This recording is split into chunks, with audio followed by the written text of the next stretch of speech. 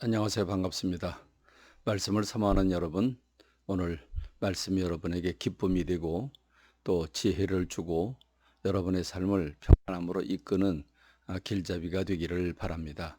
오늘은 느헤미야서 1장부터 3장에 이르는 말씀을 통해 은혜를 같이 나누게 됩니다.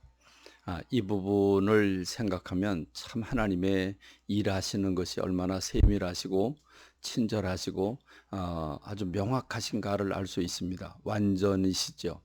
그렇습니다. 하나님은 이스라엘 백성들 바빌론 포로 생활 70년을 허락하시는데 하나님의 징계였습니다. 이스라엘 백성들이 세상을 사랑하고 우상을 숭배함으로 말미암아 여러 차례 징계를 내렸지만 그들이 회개하지 않자 하나님은 그들을 바벨론이라고 하는 나라에 70년 동안 종살이를 시키십니다. 70년 동안 종살이하는 과정에서 그 바벨론 전역에 흩어져 이제 흩어진 모래알이 되었고 그들은 그들의 힘으로 다시 회복할 수 없는 영원한 나락으로 떨어집니다.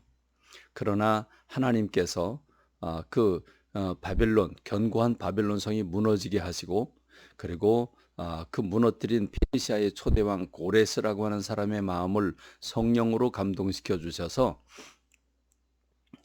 이스라엘 백성들을 해방시키십니다. 내가 왕이 된 것은 하나님의 나로 하여금 이스라엘 백성들을 해방시켜 예루살렘 성전 예루살렘으로 가서 예루살렘 성전을 재건하라고 나를 부르셨다고. 그래서 전적으로 특혜를 베풀어서 이스라엘 백성들을 고국으로 돌아가게 합니다. 42,360명이 응답을 받고 돌아와서 성전을 재건하지만 방해가 생깁니다. 하나님은 학개와 스가랴라고 한 선지를 보내서 성전 재건을 완공하게 하십니다. 그러고 난 다음에 학사 에스라를 통해서 에스라를 보내십니다.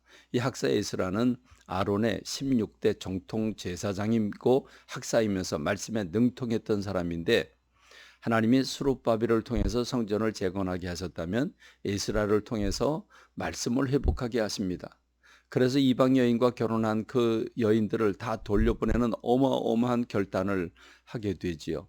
이렇게 말씀 회복의 운동이 일어나게 되자 하나님은 그 다음 단계로 성벽을 보수하게 하는, 성벽을 재건하게 하는, 다시 말하면 신앙의 울타리를 치게 하시는 하나님의 방법을 봅니다. 그렇습니다. 하나님은 이제 신앙의 울타리를 세워주십니다. 여기에는 느헤미야라고 하는 사람이 쓰임을 받고 있지요. 느헤미야라고 하는 사람은 어떻게 쓰임을 받습니까? 그는 페르시아의 아닥사스다 왕 술 맡은 관원입니다. 술 맡은 관원이니까 별 볼일 없는 사람처럼 느껴질지 모르지만 이 술을 맡은 관원은 옛날 왕들에게 술을 통해서 술에 독을 부어서 왕을 살해하는 경우가 허다했기 때문에 술 맡은 관원은 정말 믿거라는 사람 아니면 맡기질 않습니다. 그만큼 느헤미야라고 하는 사람이 왕의 신뢰를 받았다는 것이지요. 근데 이 느헤미야가 어떻게 쓰임을 받습니까? 그는 예루살렘에 관심이 있었고 하나님을 사랑하는 사람이었습니다. 그래서 예루살렘 사람들의 형편을 물어봅니다. 그가 예루살렘 사람들의 형편을 물어볼 이유가 없지 않습니까? 이제 페르시아의 강대국이 그 바벨론을 무너뜨렸고 그 나라의 술 맡은 권원이면 잘 먹고 잘 살 수 있는데 그는 영적인 고향인 이스라엘이 예루살렘이 생각나서 견딜 수 없습니다. 그래서 수소문에서 물어보니까 청천벽력과 같은 소리를 듣습니다. 그 예루살렘이 남아있는 사람들이 환난을 당하고 능욕을 당할 뿐만 아니라 성은 허물어지고 그리고 성문은 다 불타 없어졌다 하는 얘기를 듣습니다. 자, 이 상황을 들은 느헤미야는 어떤 반응을 보입니까? 듣고 앉아서 울고 수일 동안을 슬퍼하고 금식하며 기도합니다. 진정으로 주님을 사랑하는 사람이었지요. 그래서 그는 아파하면서 하나님 앞에 기도하는데 그 기도하는 내용을 보면 기가 막힌 기도를 올립니다. 우리의 기도는 좀 격이 다르죠. 그는 주야로 기도했다고 했습니다. 주야로. 밤과 낮으로 기도했습니다. 선조들의 죄를 자복하면서 기도했습니다. 내 죄뿐만 아니라 선조들이 범죄함으로 이렇게 끌려온 것에 대해서 회개했다는 말입니다. 그리고 한 걸음 더 나가서 하나님 앞에 솔로몬이 성전을 건축하고 하나님 앞에 기도할 때 드린 기도를 드리고 있습니다. 그 기도가 무엇이었습니까? 우리가 하나님의 뜻대로 살지 않아서 하나님의 징계 채찍을 받아 혹시 멀리 남의 나라에 끌려가서 종살이 할 때 그때 깨닫고 회개하고 돌이켜 이 성전을 향해서 기도하면 하나님이 그 기도를 들어달라고 하는 그 기도를 지금 느헤미야가 드리고 있는 겁니다. 하나님 기억해 달라고. 우리가 범죄해서 이렇게 됐다고. 그 선조들의 죄를 회개하면서 기억해 달라고 기도하면서 왕의 은혜를 입게 해 달라고 기도를 합니다. 그리고 하나님은 그 기도에 응답하십니다. 그래서 그 아닥사스다 왕의 마음을 움직여 주시지요.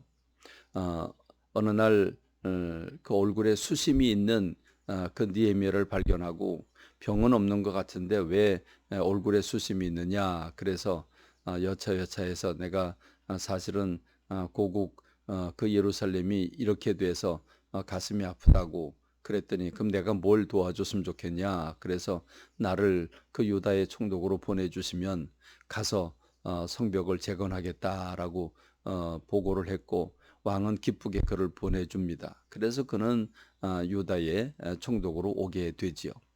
근데 그는 아주 지혜로운 사람이었습니다. 무엇을 해야 할지 누구에게도 말하지 않고 은밀하게 몸으로 구석구석 다 다녀보고 현지를 다 파악을 하고 그리고 그 산발랏이나 도비아라고 하는 방해하는 자가 있다고 하는 사실도 알고 그 이스라엘 백성들을 한 마음으로 뭉쳐서 성벽을 재건하자고 리더십을 발휘합니다. 그래서 예루살렘 성은 원래 10개의 성문과 4개의 망대가 있었는데 40여 명의 책임자를 선정하고 구역을 할당해 주어서 분업을 합니다. 동시에 그래서 7개의 문을 재건하게 되지요. 이제 앞으로 흥미진진하게 이제 느헤미야가 52일 만에 성벽을 재건하는 말씀을 우리가 보게 될 텐데 이렇게 하나님은 오늘도 느헤미야와 같이 주님을 사랑하고 진심으로 말씀에 반응하고 현실에 반응하는 사람들을 통해서 하나님이 영광 받으십니다. 여러분 지금이 주님 앞에 쓰임 받을 때입니다. 우리가 성령에 붙들려야 합니다. 그러기 위해서는 여러분이 이 느헤미야와 같은 간절하고 애절한 마음이 있어야 합니다.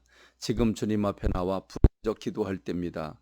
기도하고 성령의 능력을 받아서 우리도 느헤미야처럼 쓰임 받고 부흥을 일으키는 역사가 있기를 간절히 소망합니다. 말씀했습니다. 감사합니다.